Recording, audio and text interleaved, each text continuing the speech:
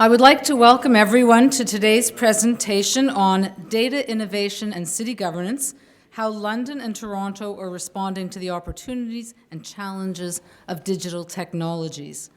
My name is Enid Slack, and I'm the director of the Institute on Municipal Finance and Governance at the Munk School of Global Affairs here at the University of Toronto.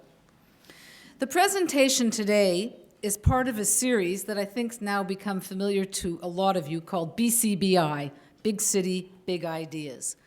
This series, which has been going on for a few years now, is co-sponsored by the Institute on Municipal Finance and Governance, the School of Public Policy and Governance, the Innovation Policy Lab, the Martin Prosperity Institute, the Department of Geography and Planning, the Global Cities Institute, and Urban Strategies.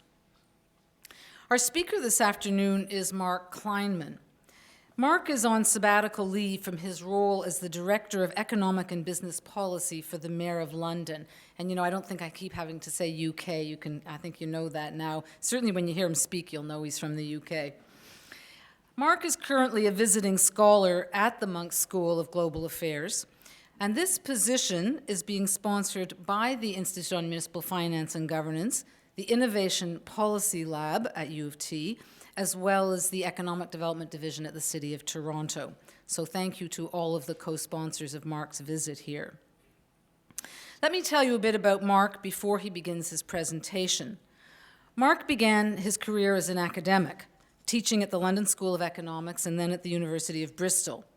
He has subsequently taken on a number of roles in government, including Director of Urban Policy for the UK Office of the Deputy Prime Minister several years ago. And in fact, that's when I first met Mark, when he came to Toronto with David Miliband to show him some Canadian cities as well as some US cities. Mark is the author or co-author of 4 books and more than 100 published papers, and has been a consultant to the OECD, the European Commission, the UK Film Council, and many government departments and local authorities. Mark is a policy fellow at the Centre for Science and Policy at the University of Cambridge. Now, Mark has been here before, not just at the time I mentioned, but Mark has spoken at U of T before. He gave the keynote presentation at the Jane Jacobs Prize ceremony in 2009, and we are delighted to welcome Mark back to U of T. Please join me in welcoming Mark Kleinman.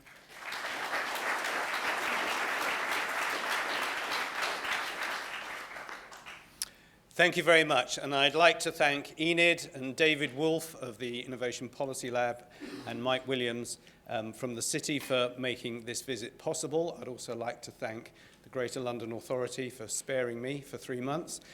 Needless to say, everything you're going to hear in the next 45 minutes is my personal view, and none of those organisations should be held responsible in any way.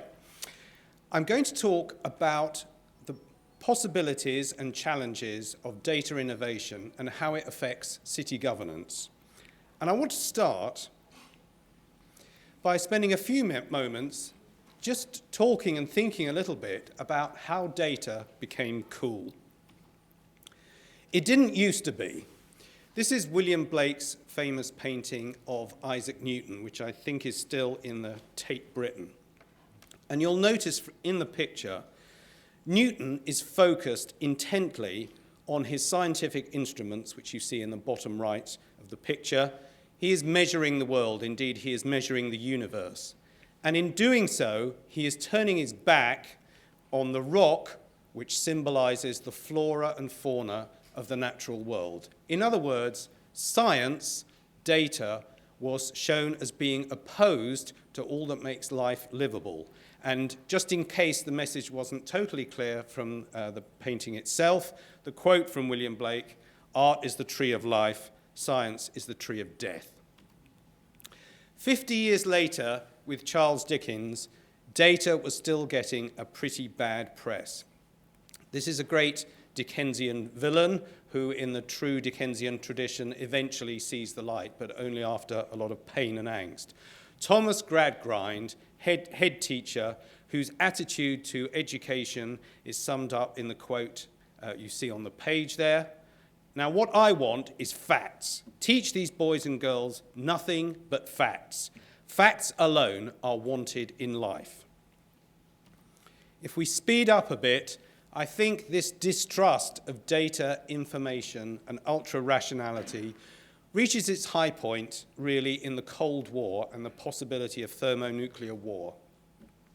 The quote here is from the 1964 film Dr. Strangelove, and the character played by George C. Scott is answering a question from the president, which is something like, "Don't you think your colleague who has just launched a thermonuclear missile must have gone completely mad?" To which he responds, "I'd like to hold off judgment on a thing like that, sir, until all the facts are in." Now, Strangelove was nominated for 4 Academy Awards, didn't win any of them, despite the fact that many critics would see it as the film of the year, not only in its own terms, but as a key staging post, if you like, in the career of Stanley Kubrick. If we speed up again 50 years, everything is completely different. So last year, Data went to the Oscars.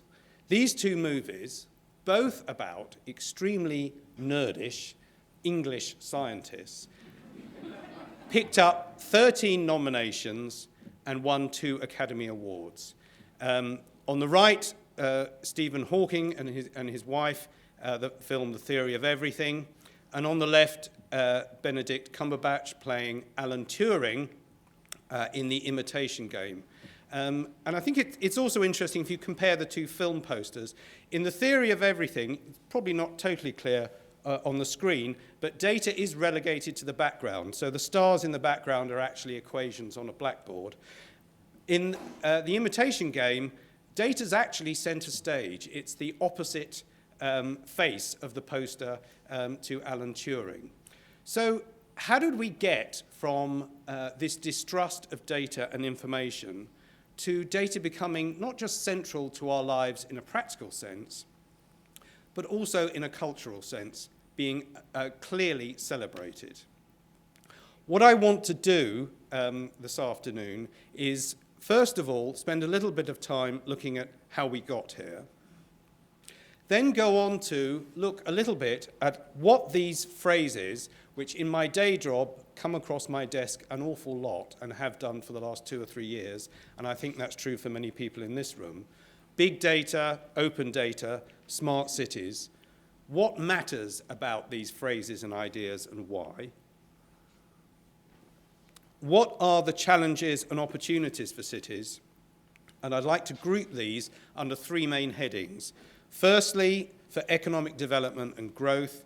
Secondly, for citizen engagement. And thirdly, in terms of more efficient service delivery.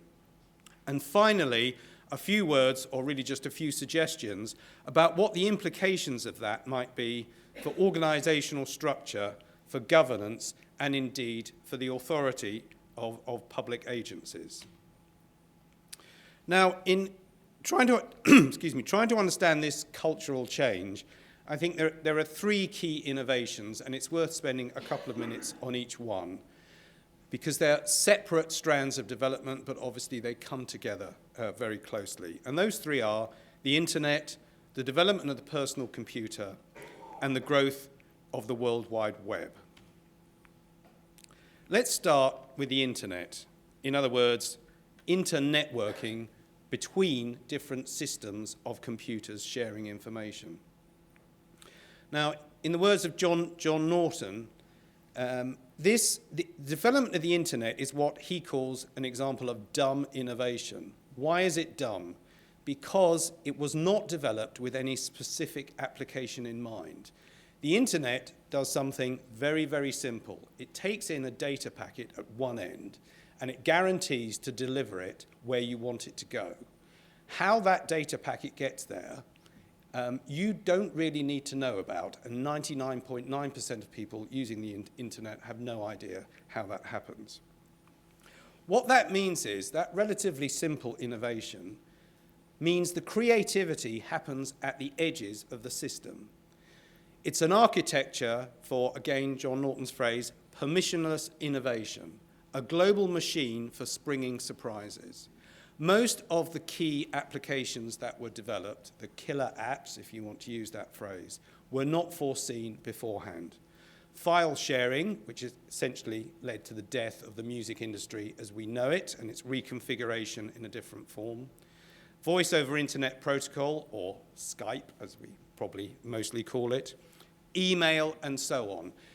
The internet was not designed to bring these things into being. The internet was designed and creative people developed them.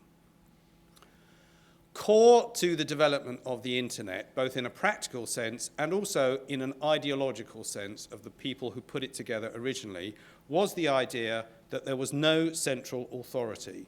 It was an open source system, to use that term, and the system was designed to be completely agnostic about the content within it. Subsequently, with the development of the commercial internet, you get a tension, you get a philosophical or ideological tension between not just the views of the people who originally created it, but to some extent how it's built into the hardware of the system. There's a tension between that and the ability to run a business and to commercialize the opportunities. And that tension persists to this day. Second key development, the personal computer. So in the Strangelove era, in the 1960s, everybody knew what a computer was. It was a huge machine which occupied the floor, a whole floor, in a large government or major corporate business. That was it. That's all a computer was. With the development of the personal computer, it becomes a mass product, and it steadily becomes smaller. From a room-sized machine, it becomes a desktop machine. It then becomes something you can carry around, a laptop or a notebook. It then becomes a mobile phone, which you can put into your pocket, and we haven't stopped there.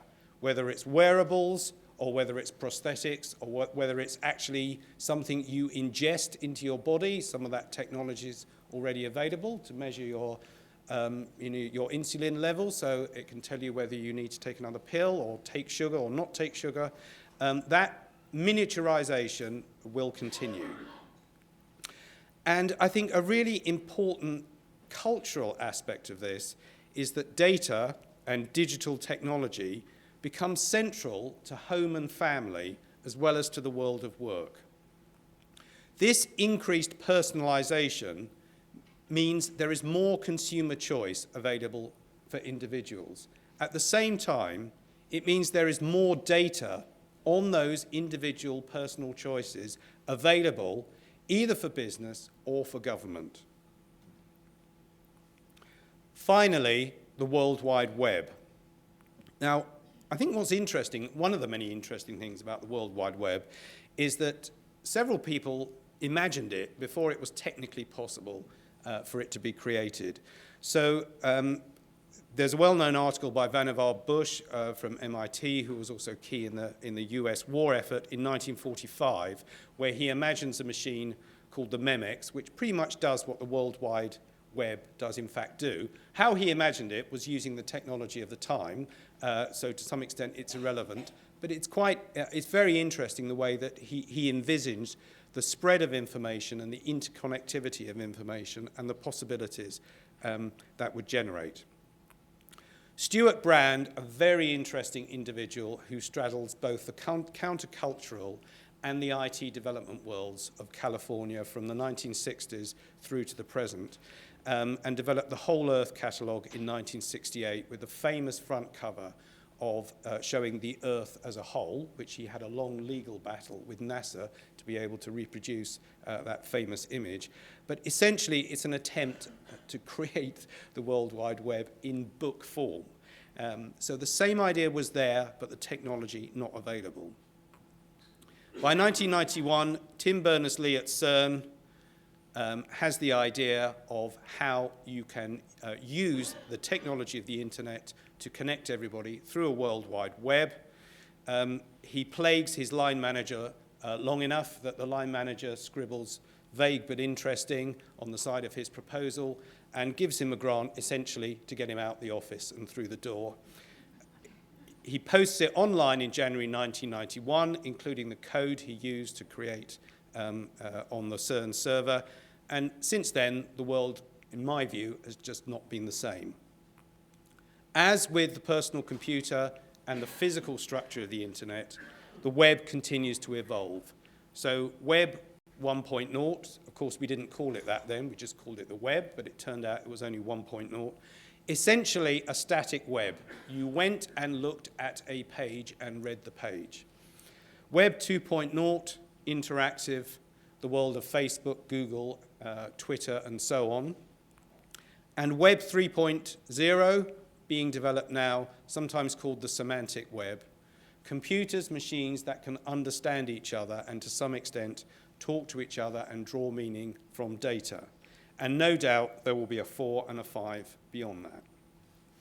Okay, now, having just sketched in that background very quickly, what about these buzz terms, big data, open data, and smart cities?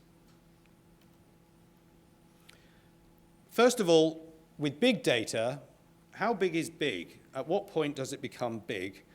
And most definitions that I've seen are something like the first bullet that you see there. Data sets that exceed the boundaries and sizes of normal processing capabilities. So you can't put it into an Excel file and manipulate it on a laptop or even a desktop PC. Where is this data coming from? First of all, big science is generating huge volumes of data. And this comes from a number of different disciplines within science, from astronomy and astrophysics, from particle physics, from genomics, the sequencing of DNA. And in many cases, the rate at which the volume of data is increasing is exceeding what's sometimes referred to as Moore's law.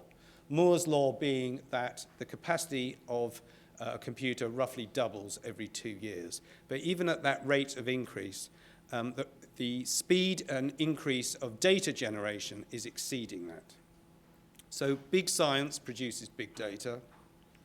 Secondly, and very importantly for the specific issue here, we are standing on the threshold of what you might call big urban data. So the embedding of sensors, many, many sensors, we're talking about hundreds of sensors embodied in a new motor vehicle, sensors being embodied in city streets, in lampposts, smart metering, and so on, each generating vast streams of data themselves, but through what is sometimes referred to as the Internet of Things, the ability of these sensors to communicate with each other and to communicate across systems will again be generating huge volumes of data. I did have a slide which had various information about exabytes, petabytes, and so on, but I think this audience, like me, mostly when you look at these, it's very hard to imagine what those numbers really mean. I think the key point is the rate of increase at which this volume of data is being generated. Finally, a third category, generally referred to as unstructured data, and that is data which is generated from everyday use of Google searches, Facebook posts, email, Twitter, and all the rest of it. In other words, qualitative information, which we don't normally think of as data perhaps, but it's encoded in digital form and so can be stored, manipulated, and analyzed just like any other form of data. Very important point. And I did a series of interviews in Cambridge, England last year with a number of scientists. And what struck me was, and they were in very different disciplines, several of them, almost the first thing they said was the heading of this slide. Data is not information. Big data, just by its size, brings its own challenges. It's harder to extract information and hence value from the data as it gets larger. A film has 1,000 times more data than a book. And if you've downloaded, let's say, the movie of The Theory of Everything, and you've also got the book on your Kindle, you can readily see that one occupies a much greater volume of hard disk space than the other. But the film doesn't contain 1,000 times more information than the book. Arguably, it contains less information, at least on some definitions. In other words, you have a very familiar engineering problem of the signal-to-noise ratio as you increase the volume of data. The numbers do not, in my view, ever speak for themselves. And there have been, in my view, some fairly misguided articles which pretends that if you have enough data, you can give up theorizing and hypothesis testing and so on. I don't see any evidence to suggest that's true. However, the sheer volume of data means that machine learning, that is, getting computers to do much of the early stage analysis of any data set that's produced, will become essential. And this means automating the process of discovery, or at least part of that process. There is a website, for example, based at Cambridge in England, but involving several universities across the world, called The Automatic Statistician. And if you upload your data set to that, it will deliver you a 7 or 8 page report with a graph, with analysis, with conclusions, with an abstract, which is entirely machine generated. No human has looked at your data. And I've looked at some of them. They're at least comparable with the sort of text you would find in many published statistical analyses. What about open data and its relationship to open government? Now, when I came here, taking time out of my day job, and began to think about and write up some of the things that I've been involved in London, what struck me was how far the open data debate had moved on in a short space of time. So when I look back at some documents and remembered some conversations which I'd had even a short time ago, they appeared to come out of another era. In other words, in less than 10 years, considerably less than 10 years, I think, this has moved from what was a radical demand, government should open up its data and just publish it, to almost the default. And I certainly feel in my role as a public official, I feel the seesaw tipping the other way, that you have to justify why you wouldn't be releasing a particular data set, rather than making a case, a radical case, as to why that should happen. So I think this agenda has moved on extremely quickly. And again, I think it's moved on in several stages. The first stage you might describe as simply just get the data out there.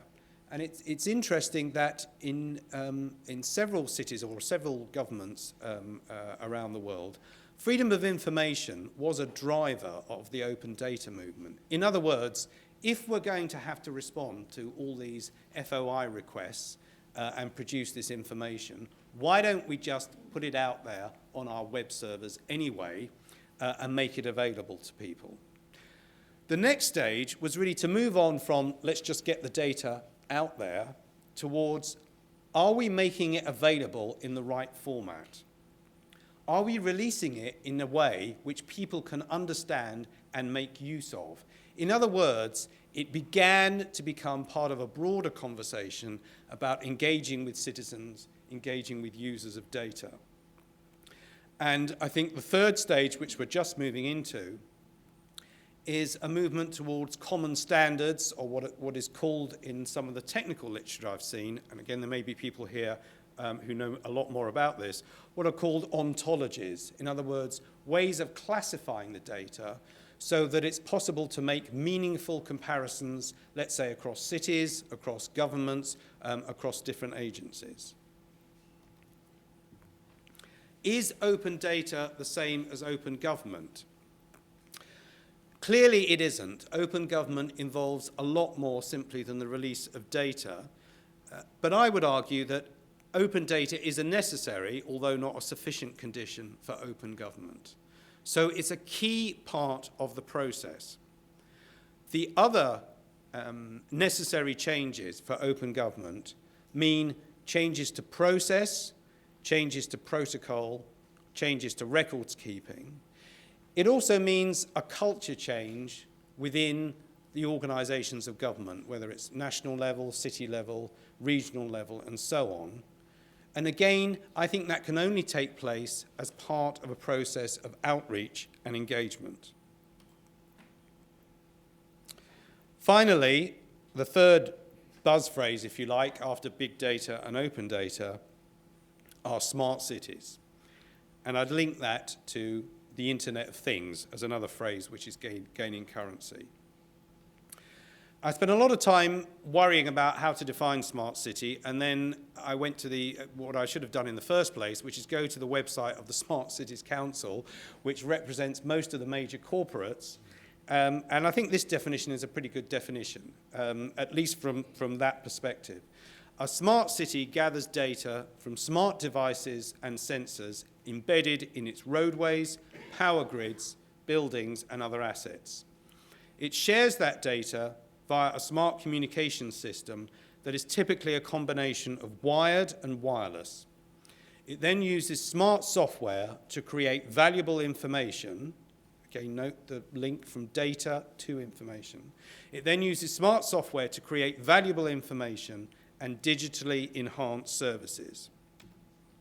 So the proposition, the smart city proposition, if we can nail it down in a few bullet points, is it holds out the possibility of new and cheaper solutions to urban problems, a cross-cutting, integrative, what's sometimes called a system of systems approach. It holds out the possibility of harnessing the power of data and technology to some well-known and well-entrenched city and public issues. And arguably, it can support city leadership and capacity.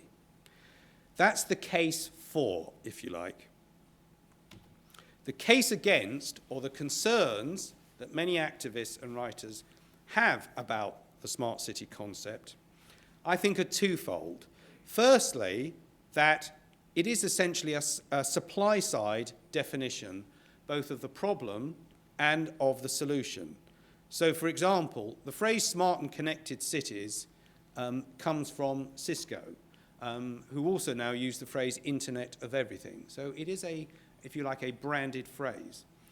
Smarter cities and smarter planet are actually trademarks of IBM. IBM, by the way, has a very large number of trademarks, which include words like orchestrate and jazz, I found, doing this research.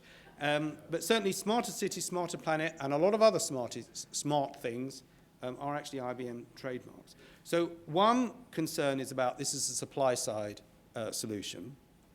The other one is the concern about surveillance and control. So you have some writers talking about a new panopticon, using Jeremy Bentham's 19th century idea that the ideal prison was one in which all prisoners could be seen and surveyed at all times from a central command center. And some people would argue there are parallels with, for example, what you see here, which is the control center in Rio for the Rio Olympics, which is put together by IBM, which allows the people in the control center to be able to monitor not just traffic flows, but also what's happening with other parts of the city system, water, electricity, and so on. That raises a series of concerns about privacy, which I think I don't have time to go into in great detail here, but I think it's important to recognize that the concept of privacy is a cultural battleground in many ways. I think there are different definitions of privacy between the generations. So, for example, my concept of privacy seems to be very different to what 20-somethings concept of privacy is in terms of the sorts of information which people make available through social media. But even more pertinent, really, for the issue here is that people's attitudes to privacy differ a lot, depending whether you're the government or not. So while people seem to be reasonably happy giving up information to a number of commercial firms, if you knock on the door and say, I'm from the government, I'm here to help you, please tell me this, you get a very different response. And I think we just have to work with that, however unbalanced it may seem. So, in terms of the relationship of data and city government, what are the key sort of framing issues? First of all, I think for any kind of public policy engagement, we have to think in terms of using tools which make these vast storehouses of data we have understandable and relevant to the ordinary citizen. And that means using tools like visualization. It means using crowdfunding and crowdsourcing platforms. It means presenting information in a way not that makes sense necessarily within City Hall or within government, but which makes sense to ordinary citizens or citizens in terms of how they live their lives. Secondly, there have to be clear, demonstrable benefits to residents. So to use a sort of management, a bit of management speak, there has to be a benefit realization strategy. Why will this make someone's life better or easier? Will it help them get a job? Will it improve their neighborhood? If you can't capture that in a few words, then it will have very little resonance with ordinary voters, and because of that, it will have very little resonance with politicians either. There are issues about consent and ownership, which I touched on before. Why should I give this data to the government? What are you going to do with it? Do I have access to it? Do I have some control over how it's used? And I think that relates to the last point, which is the ending of the era of deference. That is the idea that government or some other agency knows best and therefore can be trusted from first principles, towards something which is more like disintermediation. That is, why do I have to go through government to get this? And I think this is part of a much broader process of peer-to-peer learning, peer-to-peer social activity. It doesn't just affect government. We've seen it in a big way with banks. People are suspicious of, sorry, I'm speaking in Canada, aren't I? In the rest of the world, people are very suspicious of their banks. Here you have very safe, stable banks. But generally, people have become increasingly suspicious, and you have the growth of crowdfunding and other ways, essentially, of going around the banking system. Now, in relation to that particular topic, I came across a very interesting report just released last week by WPP. And WPP are the largest advertising and marketing agency in the world. And they produced this report last week, which they call me.gov. And I think it's an interesting report in its own terms, but I think because it's coming from a branding and marketing agency, it has a particular perspective. They emphasize personalization and the look and feel of how government engages with citizens. And what you see in the diagram there is the WPP view that we're moving into the third phase of how government relates to its citizens on the far right of that diagram. In the first phase, what they call departments.gov, you can find us online. The information is there. Go onto the website. There it is. The second phase, which is where I think most governments, certainly in the OECD countries, are at the moment, is going beyond just you can find the information online to this service works online. I had to get a parking permit for the City of Toronto because we hired a car. I went online, didn't take very long, put in some information, printed it out, put that in my car window. That was that. Pretty soon it will probably just go on my phone, or the number plate will be recognized. It's becoming increasingly easy to obtain services online. But the next stage, in the third column, is the individualization of this. And it's about a relationship between government and the citizen stroke consumer, which is segmented, which is individualized, and where the user experience, I assume that's what UX means, by the way, in this, because WPP didn't explain it that I could see, but I assume UX means user experience.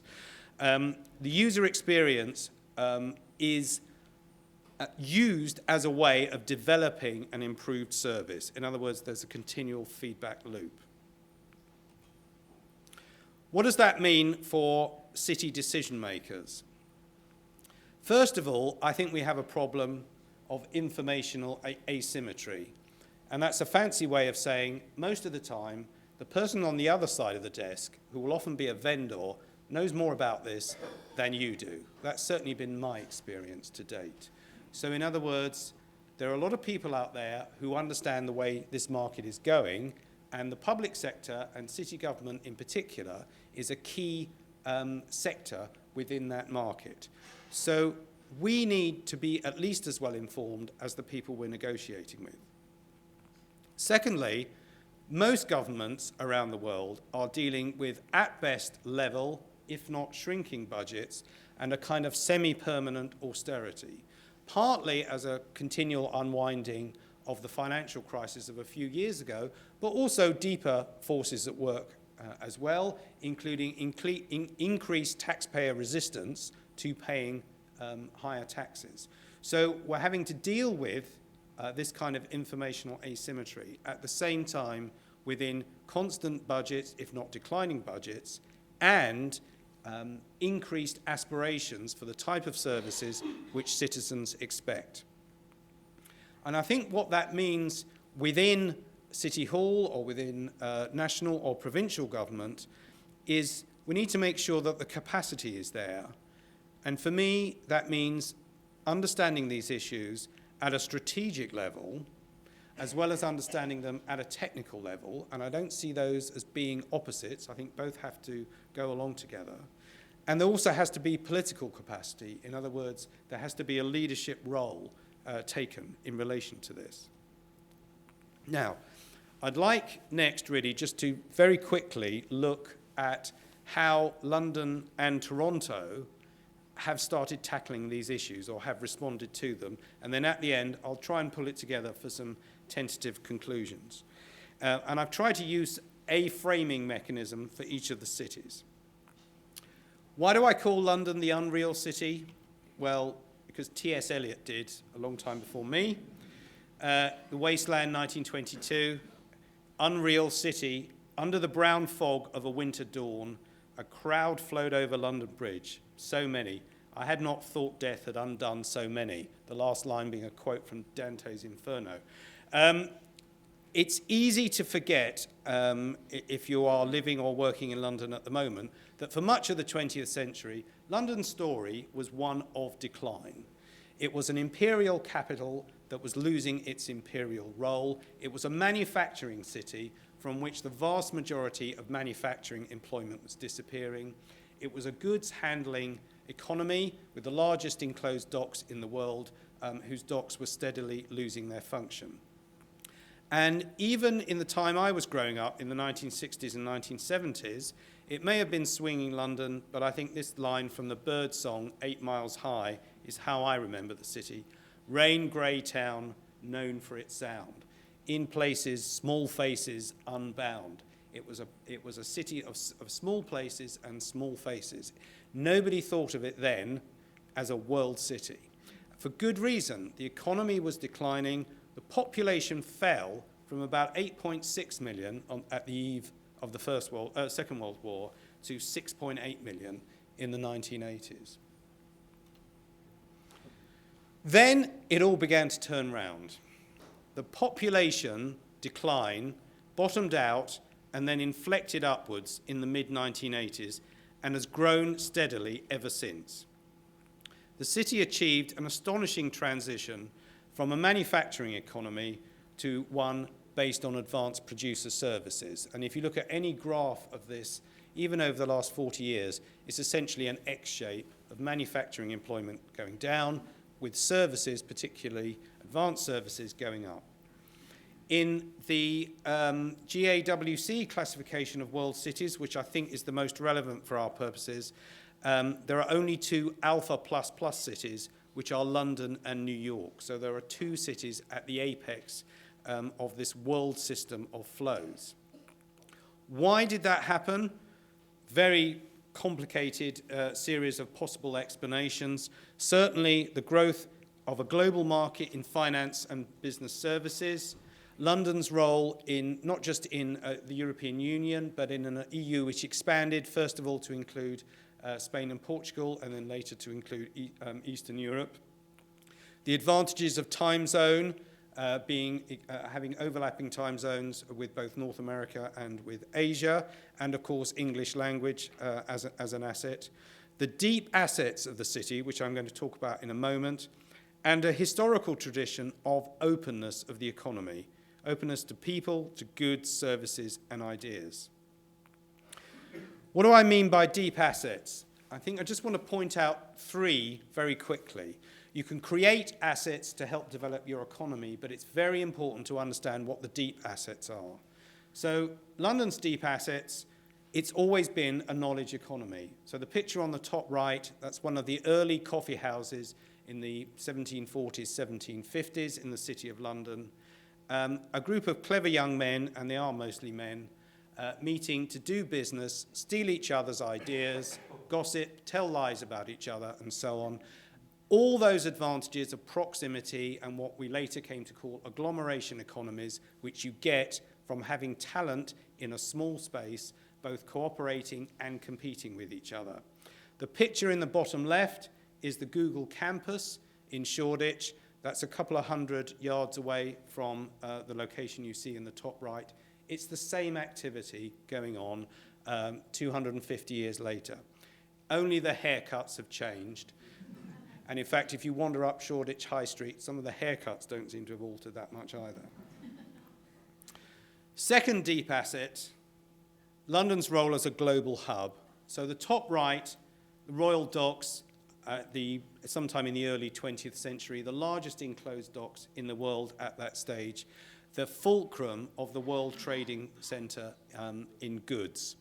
The last docks were closed in the 1970s, but that deep experience and the institutions and the relationship between the institutions which were formed at the time allows London to develop a new role, which you see in the bottom left, Canary Wharf, in terms of financial and business services, on the very spot, in the very area, which was the centre of that goods handling economy. Thirdly, infrastructure. So in the top right, what you're seeing is the first tunnel ever dug under a navigable river. This is the Brunel Tunnel under the Thames between Rotherhithe and Wapping. And as you can see in that contemporary print, it was originally designed as a fashionable walk for the upper classes. It very quickly deteriorated into a place of vice and iniquity.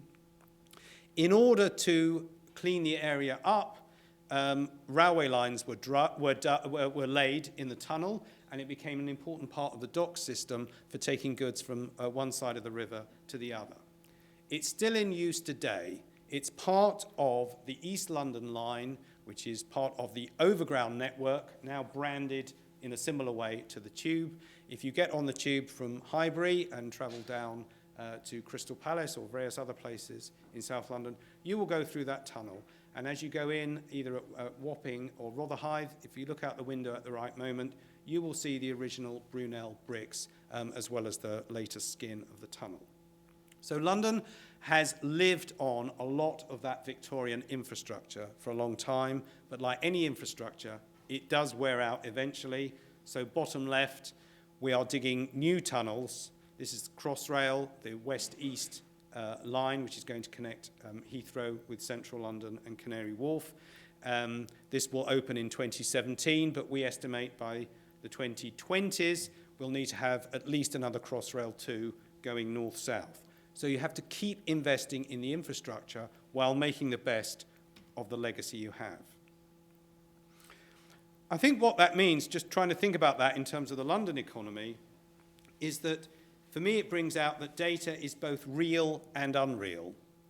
For example, the cloud. I mean, this is a fascinating phrase. Everything's on the cloud.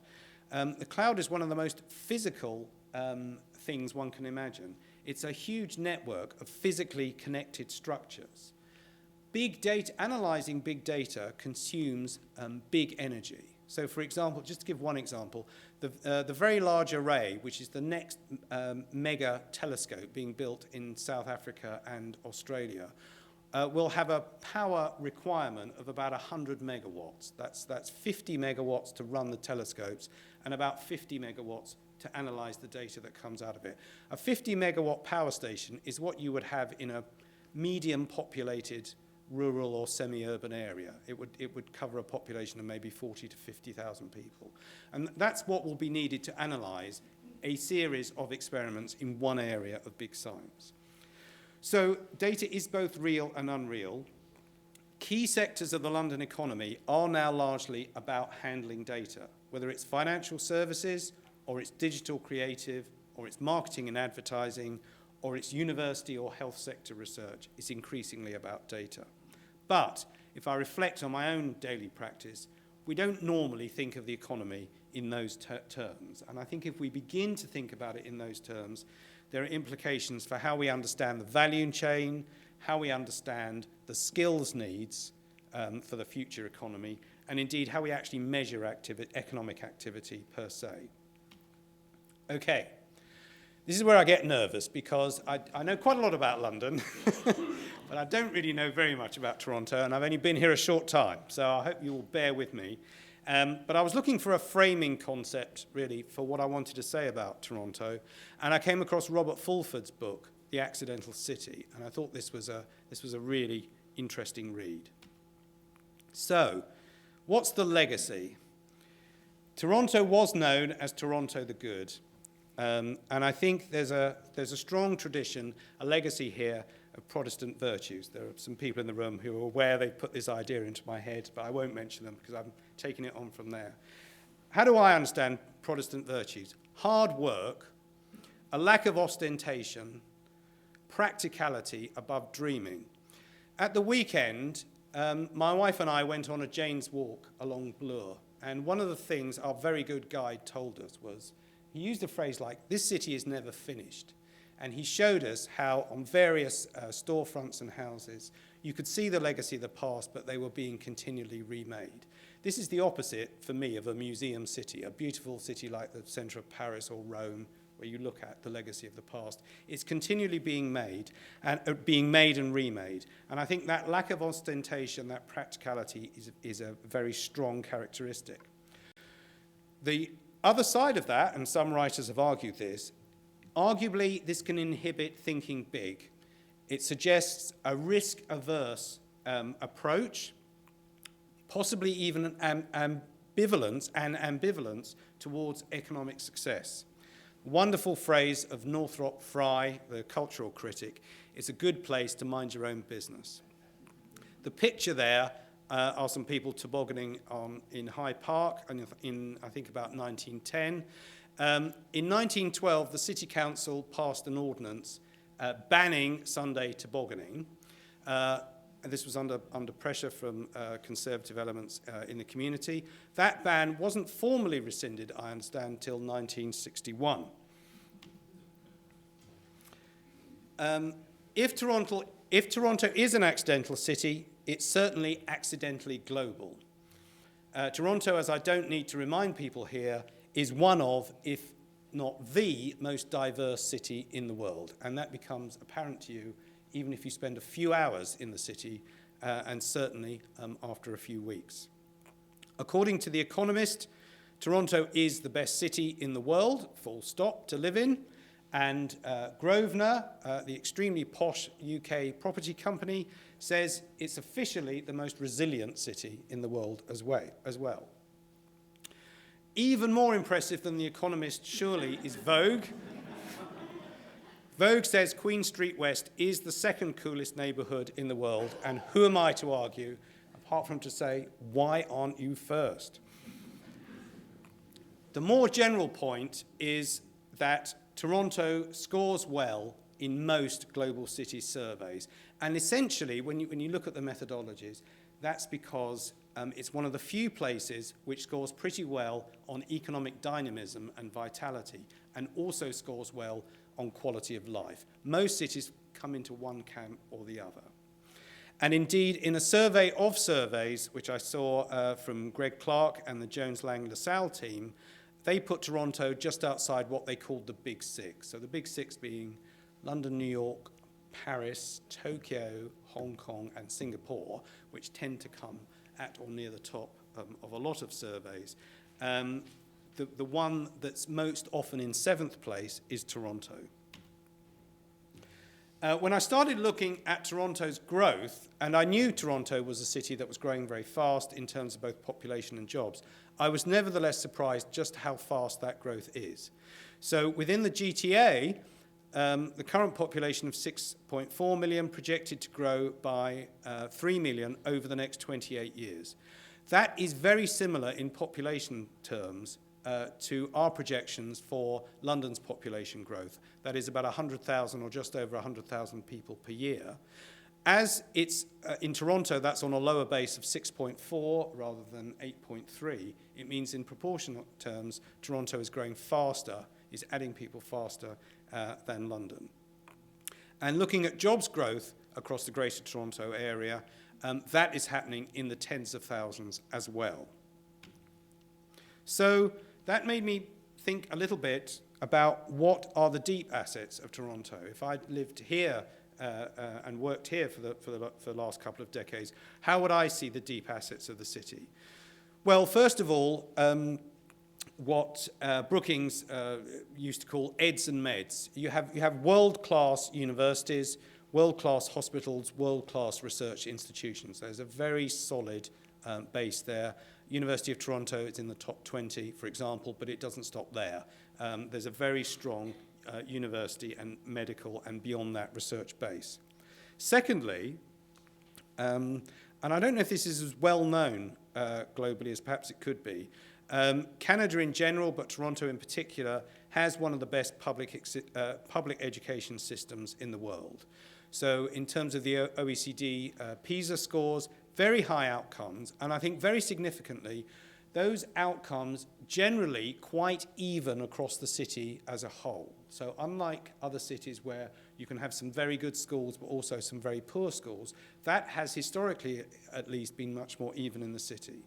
You have an amazing library system, which is the envy, I'm sure, of any librarian in the world, and has been, as far as I can see, protected and invested in during a period of disinvestment in most similar resources in other comparable cities around the world. Thirdly, a very successful, at least in comparative terms, I'm sure there are issues that people might want to raise, but in comparative terms, a very successful immigration and integration system. And as well as that being a good thing in itself, it means that the city has global linkages, as far as I can see, to any country and to every country and every language group around the world, which means you can attract talent to the city in a relatively straightforward way. Low crime and high quality of life, a commitment to social equity, although I know that this is now, at least according to some commentators, under threat, so that may be changing. And as I referred to before, a stable banking system, unlike most comparable financial centres around the world, at least over the last 10 or 15 years. In terms of innovation and the economy in Toronto, Toronto is clearly a leader in many aspects of this. It was voted Intelligent Community of the Year in 2014. There are a lot of very exciting developments going on, whether it's Waterfront Toronto, whether it's the Big Pipe CERT project, whether it's the Innovation Centre and the Cisco investment also in the waterfront area. The Innovation District, the investment in Mars, the understanding and development of the ecosystem, I think are all very important.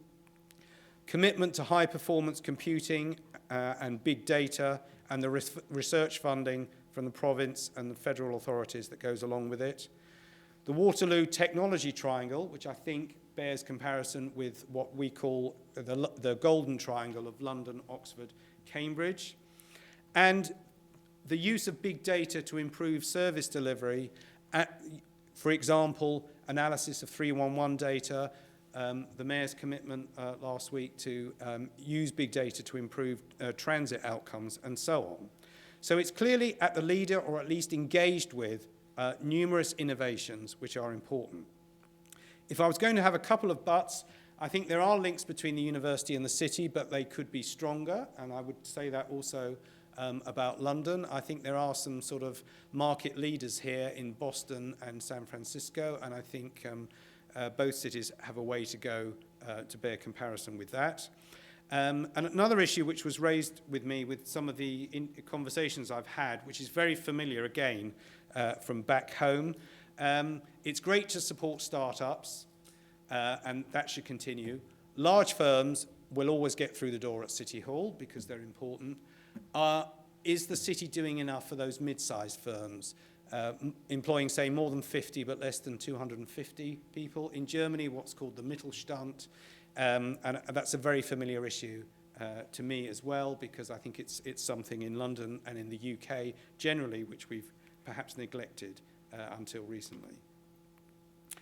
In terms of open data and open government, I was impressed by the way that I think City Hall is very interested in the idea of civic engagement, and I recognised a number of initiatives very similar to where we are in London, that is moving beyond the specialists and trying to engage with a much broader section of city residents, acknowledging that culture change within City Hall, within the attitudes of officials, from being the owner to being the custodian of data, to having a corporate approach so that it's even across the authority, to seeing information as an asset. The more data you release, the more the demands will come in, and I think that's a good thing that should be exploited. I was also interested in the fact that there seemed to be a lot of innovation in smaller cities in Ontario as well. So, for example, I think I've got this right, 98 municipalities in Ontario have internet voting. I think the equivalent number in the UK is 0. I read an article the other day which was excitingly saying perhaps in the 2020 general election we might have internet voting. So I think Ontario, or perhaps Canada more generally, is actually quite a way ahead. I think it's important in terms of open government to move from a tactical to a strategic approach. And what I mean by that is moving beyond individual initiatives to something which is more comprehensive. Okay, what are the implications of all this for city government? I was really reluctant to put this slide up, but anyway, because it's the one everybody looks at in presentations like this. But please note, these are very, very preliminary comparisons between the two cities. And I've tried to group these under my 3 headings of economic growth, citizen engagement, service efficiency. I think on the economic growth side, I saw a lot of similarities. So in London, we have a London plan, which is the statutory land use plan. We have an economic development strategy, which I'm responsible for. Both of those are statutory. They are binding on other authorities. We also have other documents like an infrastructure plan to 2050 and a Smart London plan, which do not have statutory legislative force, but are an indication of direction of travel. And I saw some similar documents here, the growth plan from the province for the city region, the Collaborating for Competitiveness document from Toronto City Council. And I saw a number of initiatives which were quite similar. So in London, we have MedCity, a promotional agency for life sciences.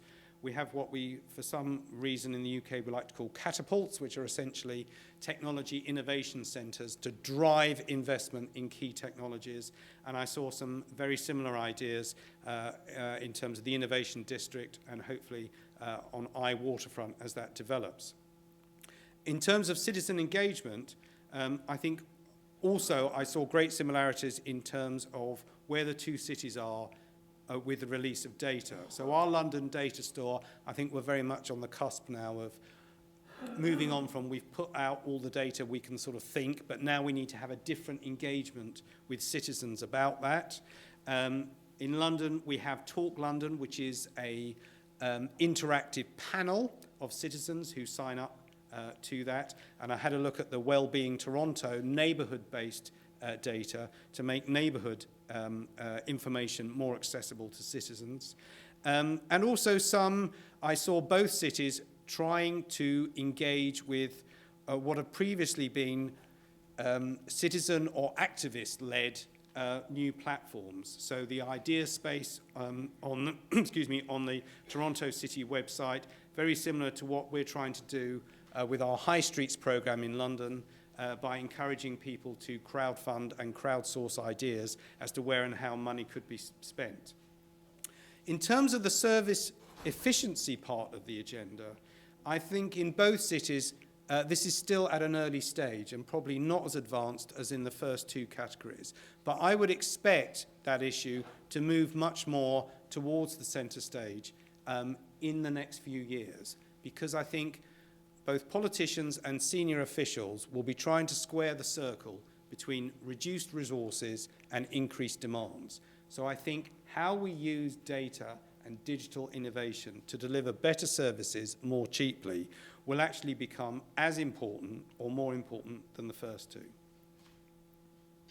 So for governance, in both cities, I know the governance systems are very different, but in both cities, you've got a complex governance arrangement. You've got several layers of government. You've got agencies. You've got diffused rather than hierarchical control.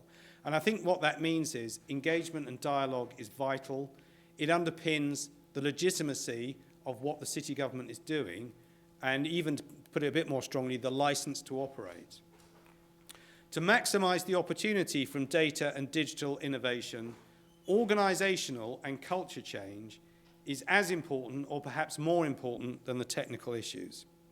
And I wanted to finish with a couple of quotes here from what I would consider to be the two foremost urban thinkers of the last 50 years, Jane Jacobs and Peter Hall. And I think they both bring out the necessity of city leaders understanding their own city's deep assets, culture, and history. Jane Jacobs, when she was asked what a particular city should be like, responded, "A city should be like itself." And Peter Hall, speaking in Toronto, in fact, said, "Every city can try. True, the chances are not equal, but the disadvantages are no longer of the permanent, immutable kind. They can be changed by public and by collective private action." Thank you very much.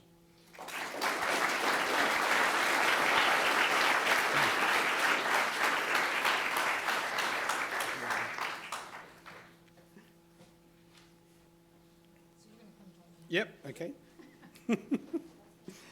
Thanks.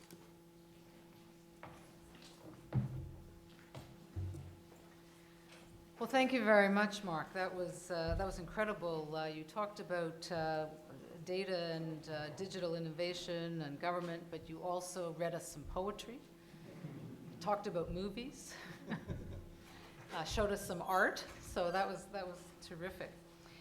We will have time for questions, but I'm just going to start with a few questions and then we'll open it up to the audience.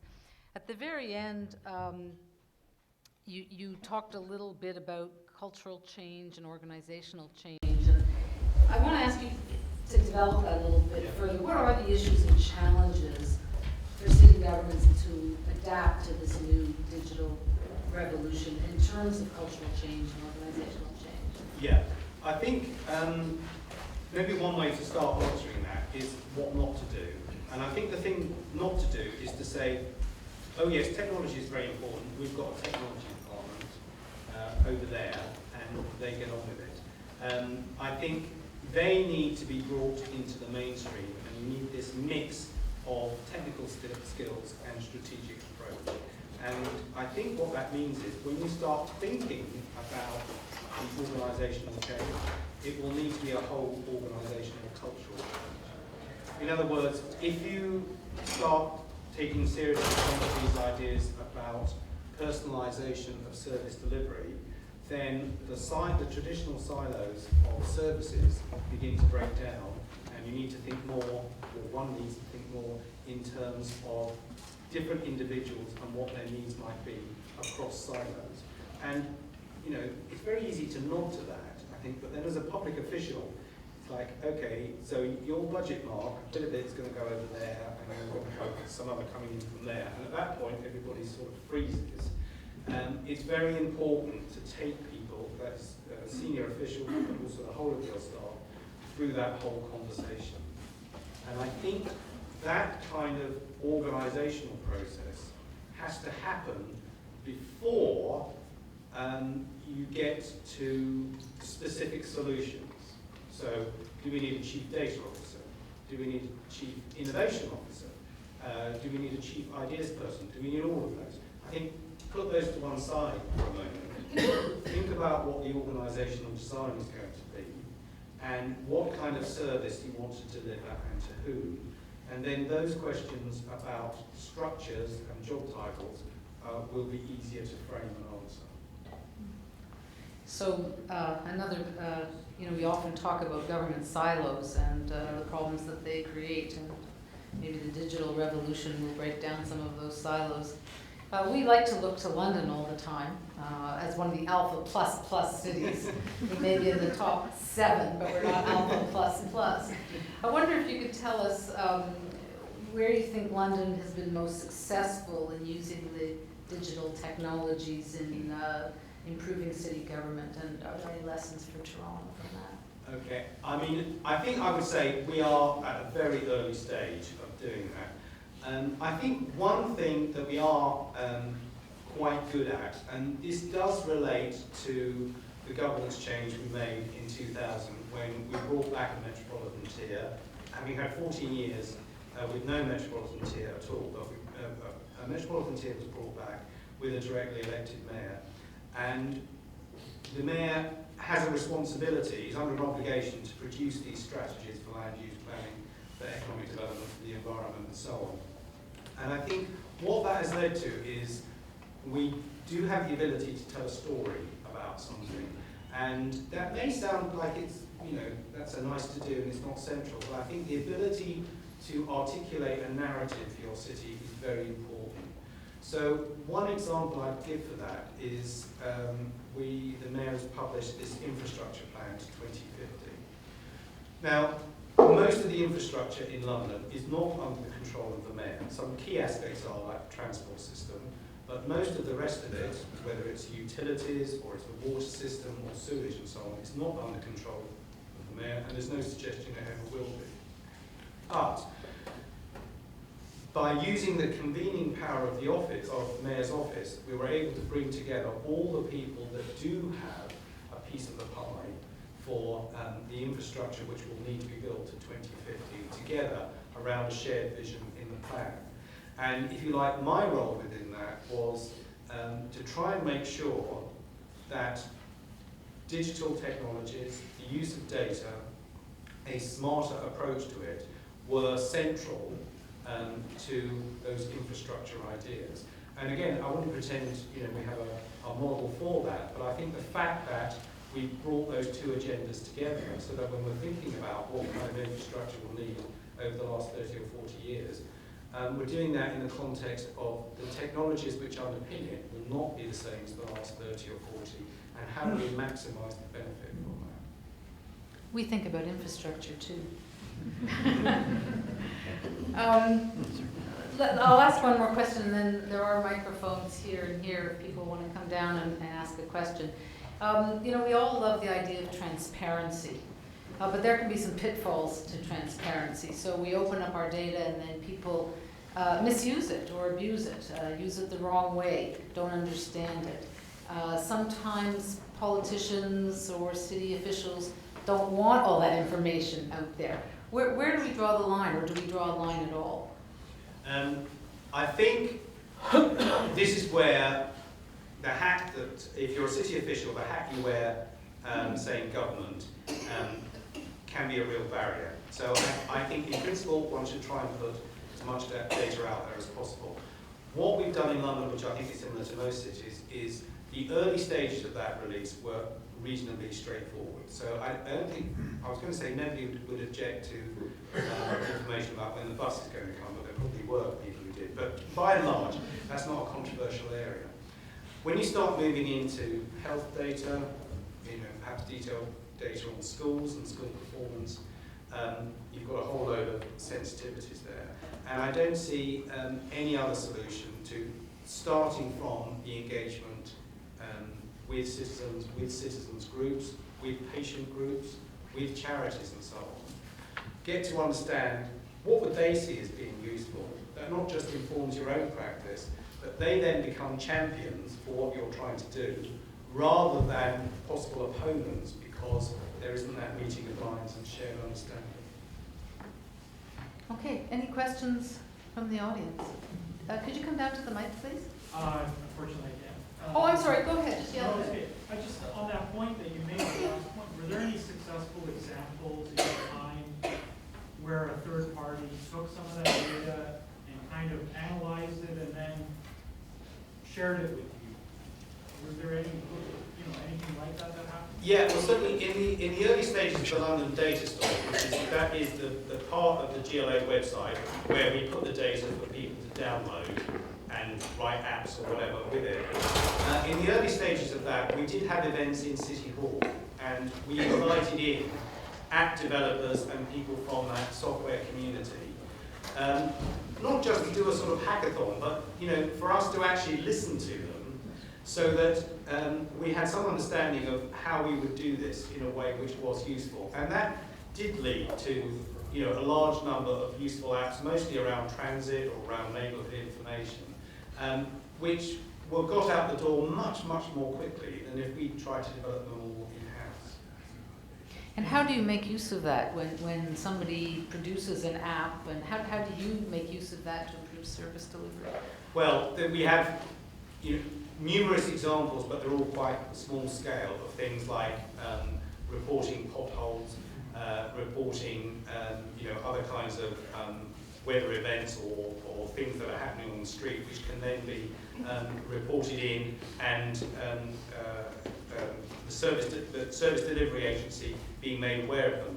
I think it's still, going back to that classification, it's still really at the second stage of it being somebody reports it in, we respond to it, it affects how the service is delivered, rather than the more kind of personalised approach, which I think is where it needs to go to. Also remember, in London, unlike Toronto, we do have a two-tier system. So a lot of urban services are delivered by the lower tier boroughs. So one of the very important initiatives we have at the moment is what we call the Borough Data Partnership. In other words, getting the two levels of government to work together and to see how far we can go in sharing data between the levels of government. Okay. Question here? Your example of the London mayor, perhaps it's a weak mayor system with the metropolitan tier, and he has to use his, I'll use the word, bully pulpit to bring the different partners from whatever sector they are. Is there then the possibility of a forking, to use the open source idea, a possibility of forking the city?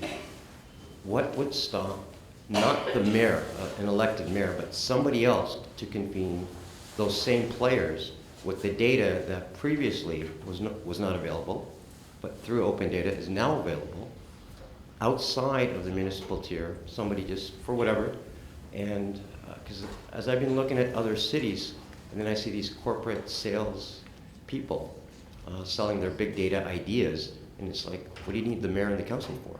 Yeah, good point, yeah. I mean, first of all, it's a strong mayor system in a technical sense, so that the mayor has executive authority and the assembly, which is the council, has a scrutiny role. But the mayor is one tier, so there's a national tier of government, which it has a very big area of responsibility in the city, and then there's a 33 lower tier boroughs. So it's a shared governance system, it's a network governance system. But the mayor is a figurehead, so he can bring people together around specific issues. On your wider point, there is no reason why other people can't convene. And a number of the things that we would try to do in London, not just on data, but on other areas, is where people are developing ideas and bringing them together themselves, simply adding the mayor's voice to that. We don't see it that we have to control everything that goes on. Sometimes it's useful just to have the stamp of approval or even the message of support for citizen-led initiatives as well. Thank you. Question here? There's so many questions. I'm so glad you're covering this topic. There's so many questions that raises. But let me just focus on the one that is sort of relatively current again. Canada, as you know, in the 90s and 2000s, there was a big push to improve connectivity, national internet, increasing internet access. And we were kind of up there for a while and we kind of dropped off. And in Toronto, we had a push to have smart districts and so on. And I just wondered to what extent, and maybe this has happened in London, do you think that if internet connectivity, Wi-Fi, whatever, however it's arranged, would be high speed, at least in Toronto, Canada has a lot of other problems in terms of regions, but it would add to productivity if it were to become a utility, Yeah. like hydro or Yeah. like gas and all the rest of it. And I just wondered to what extent London's tried it. Now we have a mayor that keeps talking about smart track and smart this, smart that. Let's hope he maybe takes it forward. But he's got so many other things to catch up with that I'm not sure again. So if there's any kind of example anywhere. Yeah. No. Could I just ask Yeah. one other big question, and that is that the one thing that, as you probably know, connects this whole country is the hatred of Toronto. And that has practical applications. Yeah, I know all about that for London as well. Well, that's what I thought I did, because, England is, UK is hinterland for London. But that, apart from the fact that, whether they love us more, there's a practical applications of that, to see our traffic rate, just absolute ridiculousness, because we don't have enough support from other layers of government. And part of that is because the populace at large cannot stand for And we're going back to digital revolution, right? Well, but I just wondered how is there some ways to that you could see? I mean, this is a very big question and kind of a blue sky question. Is there some way to use digital media to bring together the country to kind of counter this trend? Because we need their support. That's a very big question. Okay, I'll try and answer this. On the connectivity, this is a key issue for us, and the phrase, the question you used, is exactly the phrase we have in the infrastructure plan: data as a utility. I mean, that's our aspiration. We're not there yet. The idea that, I mean, when you rent an office space, you don't ask the landlord, how's the electricity here? Is it okay during the day? Or at night? You expect it to be on all the time. And broadband, or connectivity is a better phrase, because it doesn't always have to be fibre in the ground, it could be wireless, is very important. London does quite well on international comparisons of broadband connectivity, but we have some real holes in the system, what we call not spots. And we are certainly not at the level of cities like Seoul in Korea and some other places. So there's a gap to be made up. It's not bad at the moment, but we need to get there.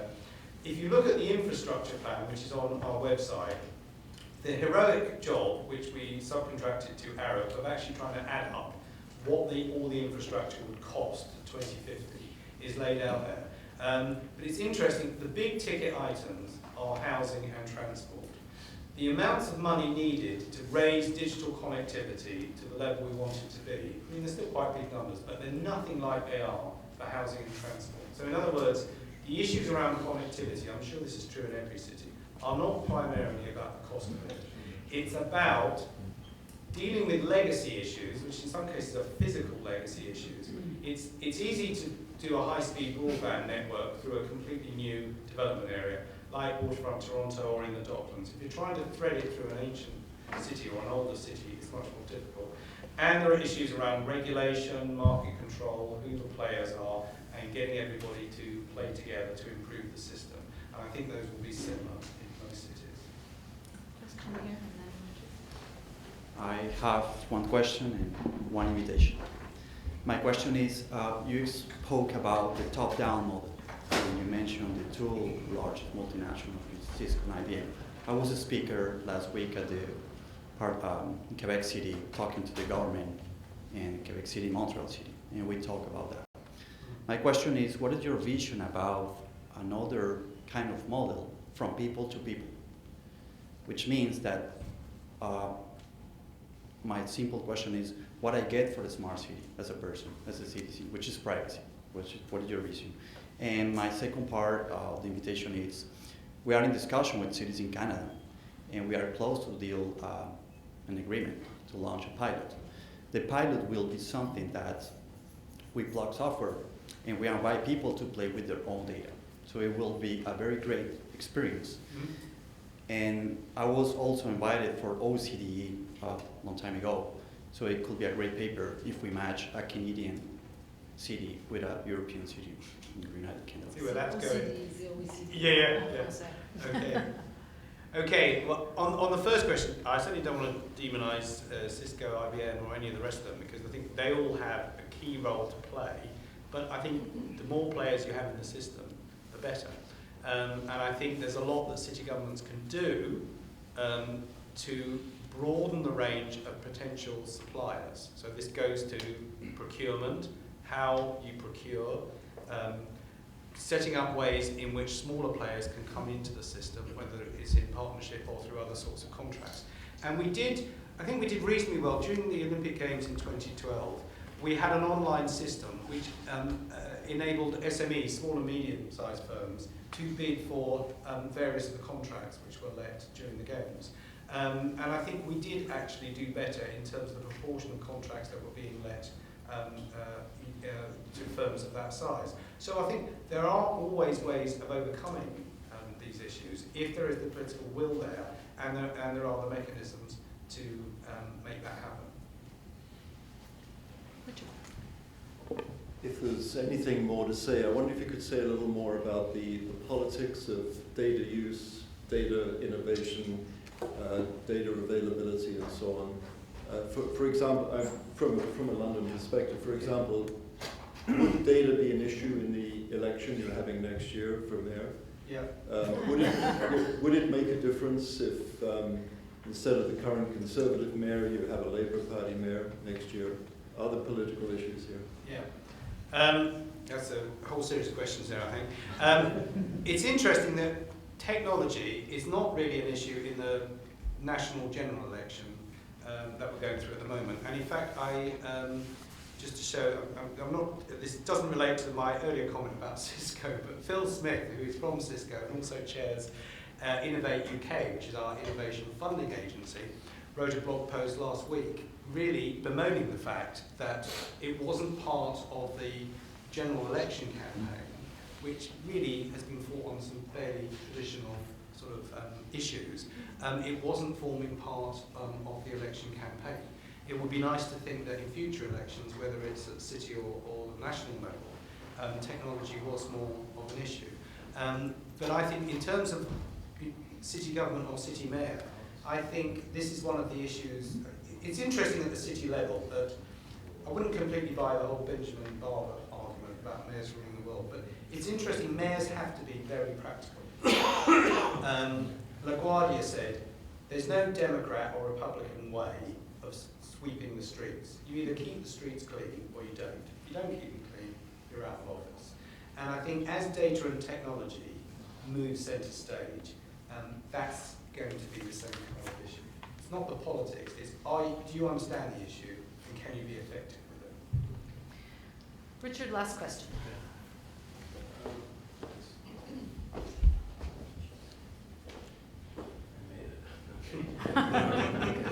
I really enjoyed your presentation. It had a lot in it.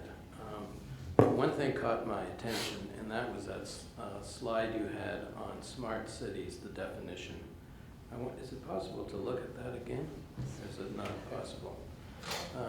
Because there was a lot in that, and in fact, it's pretty important, I would say, for what a lot of us are talking about. It came from a website of the Smart Cities Association. Yeah. Okay, we're getting One there. more. There it is, right there. Okay.